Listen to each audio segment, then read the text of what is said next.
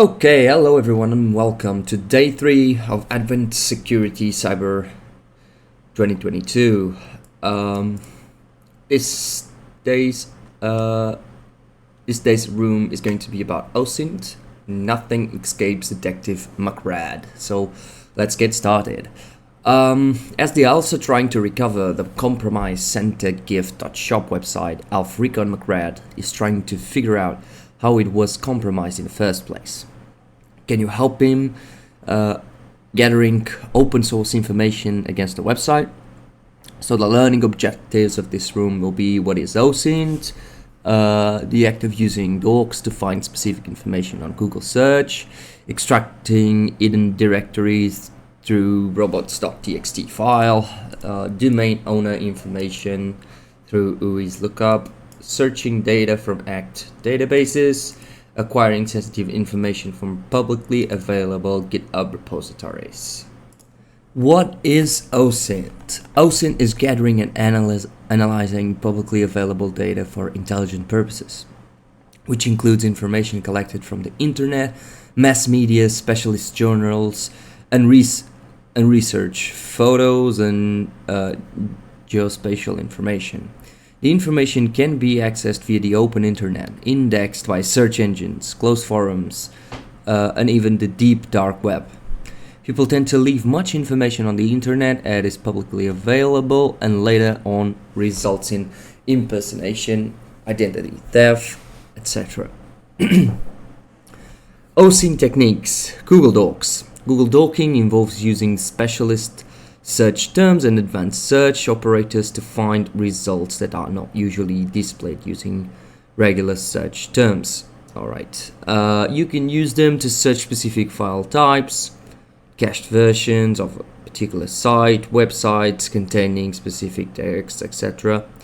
Bad actors widely use it to locate website configuration files and loopholes left due to bad coding practices. Some of the widely used Google Docs are mentioned below. In URL, searches for a specified text in all index URLs. For example, in URL hacking, it will fetch all URLs containing the word hacking. File types, such as for specific file extensions. Sites, such as for all indexed URLs for the specified domain. Cache gets the latest cache version by Google search engine. For example, you can use doc, the doc site github.com,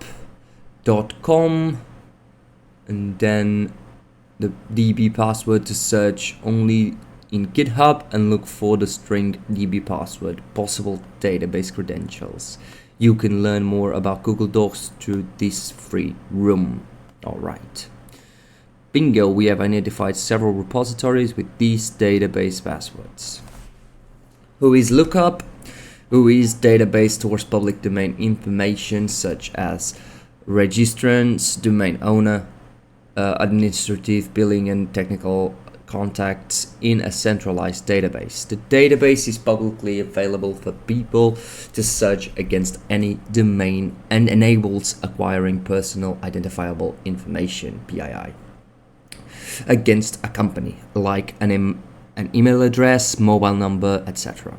Bad actors can later on use the information for profiling, for example, spear phishing campaigns.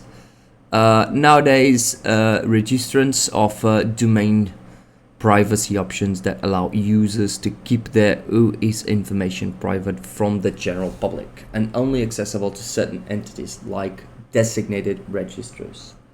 Multiple websites allow checking the UI's information against the website. For example, you can check UI's information on github.com through this free website. Alright. So it is basically a large database of domain names that contains extra information about a specific website. Alright. Yeah, there we go. This is the same page. Robots.txt. So the robots.txt is a publicly accessible file created by the website administrator intended for such engines to allow or disallow indexing of the website's URLs.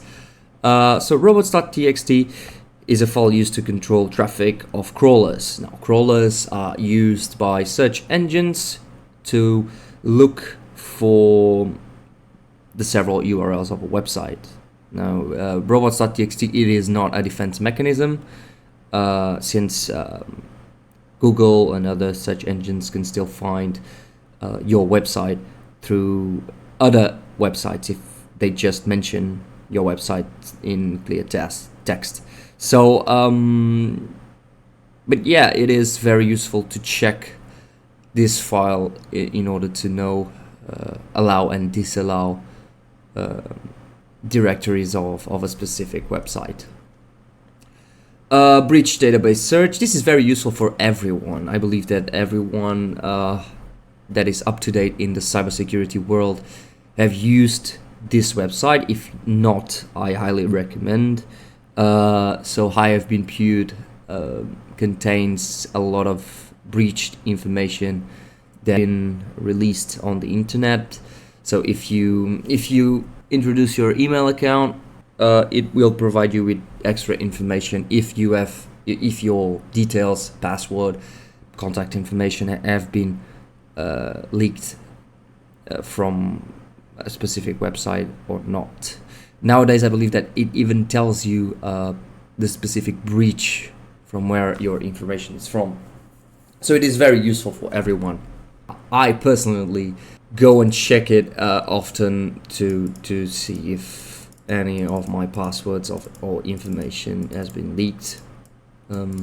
If you want to be more up to date, and if it is free information, if the information has already been leaked onto the dark web, for example, you can go directly to the source and check if your information has been leaked, and if so, please change your password and update your credentials.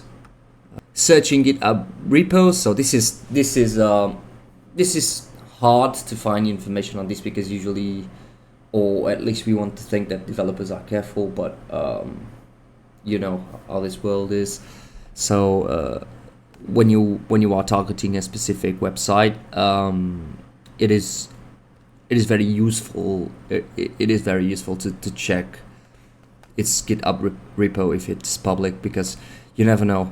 Developers might leave behind a .m file that stores important credentials, API keys. So it is always helpful to search the GitHub repos of your target. So Macred, the Recon Master, search various terms on GitHub to find something useful like Santa gift shop, Santa gift, Santa shop, etc. Luckily, one of the terms worked, and he found the website's complete source code publicly available through OSINT. So very good. So what is the name of the registrar for the domain santagift.shop? So we can take this this domain and use this website that we have just checked and look for it. Hopefully it will give us some information. Cool. So it is namecheap.inc. So we are looking for the register, right? Yes, registrar. And that is it the name of the company that they want? I believe so. Yes. Yes. So nice. Find the website source code repository on GitHub and open the file containing the sensitive credentials. Can you find the flag? So they tell us that he used these three words. So let's give it a go. So Santa's gift shop, it worked. What do we have here? So this is the source code for the production of QA website of Santa's gift.shop. So I think we found it. Only legitimate members / developers are allowed to access the website and make changes. And we have two domains, the QA and the Santa's gift.shop. Now we have the readme config.php might have something, and the index.php might have something as well. So let's check these two. Find use teams. Nothing on here, so this is the index, so the config must have something. There we go. We found the flag. So is it just, yes, it's this format. Oh, sorry. Exactly. All right, good job. So what is the name of the file containing passwords?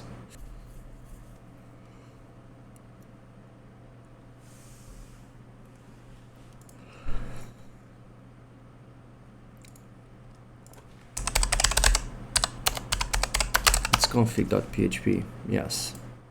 Yes. These are the passwords they're talking about, probably. Let's see if we need to use them somewhere else. What is the name of the QA server associated with this website? Oh, I've seen this already. When we checked the domain, I believe it was, yeah. No. It's on the README, I think. Yes, qa.centersgive.shop.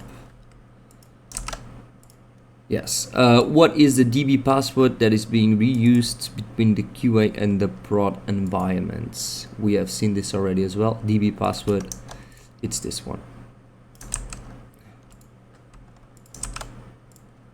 Yes. Check out this room if you'd like to learn more about Google Talking. Nice. So we have completed day 3 of this year's Cyber Advent 2022. So I hope you guys enjoyed. I hope I could teach you something new. Let's try to learn something new every day from these challenges. And I see you tomorrow. Have a nice Christmas.